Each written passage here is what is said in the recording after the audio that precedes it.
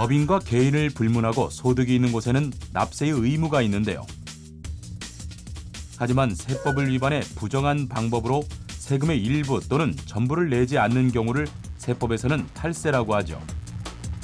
이렇게 불공정한 탈세 행위를 근절해 공정한 사회를 만들기 위해 국세청에서는 국민으로부터 탈세 제보를 접수해 처리하고 있는데요. 국민이 함께 참여하는 탈세 제보와 포상금 지급 제도 안내, 지금 시작합니다.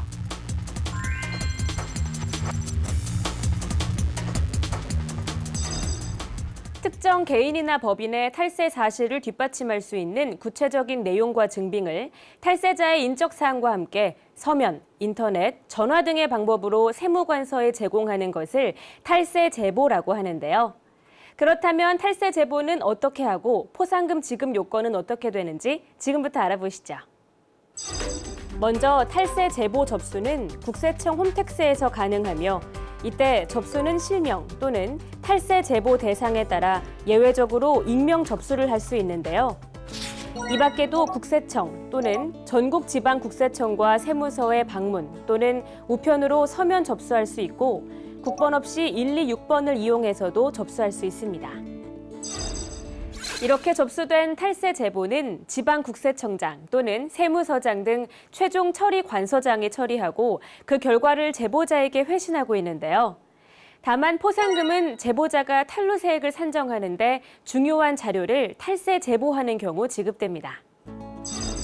여기서 포상금 지급 대상이 되는 중요한 자료란 조세 탈루를 입증할 수 있는 거래처, 품목, 수량, 금액 등 구체적인 사실이 기재된 자료나 소재에 관한 정보 등을 말하는데요. 또 회계 부정 등 비밀 자료, 부동산 투기 거래, 상속 증여세 탈루 관련 정보와 함께 밀수, 마약 등 반사회적인 행위로서 조세 탈루 관련 자료, 그 밖에 조세 탈루의 수법, 규모, 정황 등으로 보아 중요한 자료로 인정되는 자료도 포함됩니다. 탈세 제보 포상금은 일반적인 조세 탈루에 대한 포상금과 조세 범칙 행위에 대한 포상금 두 가지 유형으로 구분되는데요.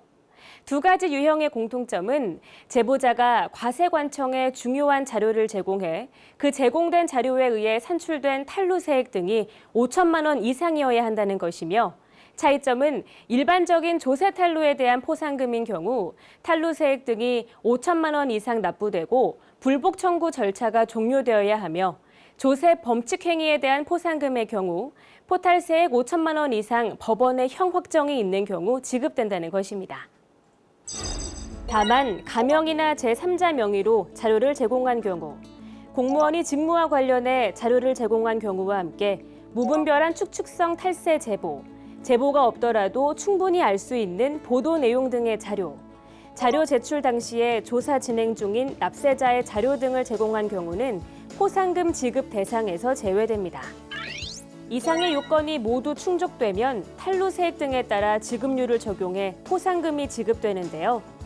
국세청은 2018년 1월 1일 접수분부터 탈세 제보 포상금 한도액을 30억 원에서 40억 원으로 상향했으며 탈세 제보 포상금 지급률도 2018년 2월 13일 접수분부터 5에서 15%에서 5에서 20%로 상향 개정했습니다.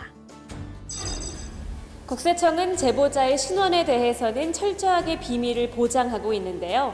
불공정한 탈세 행위에 대한 여러분의 소중한 제보가 더욱 정의롭고 공정한 대한민국을 만든다는 사실 잊지 않으시기 바랍니다.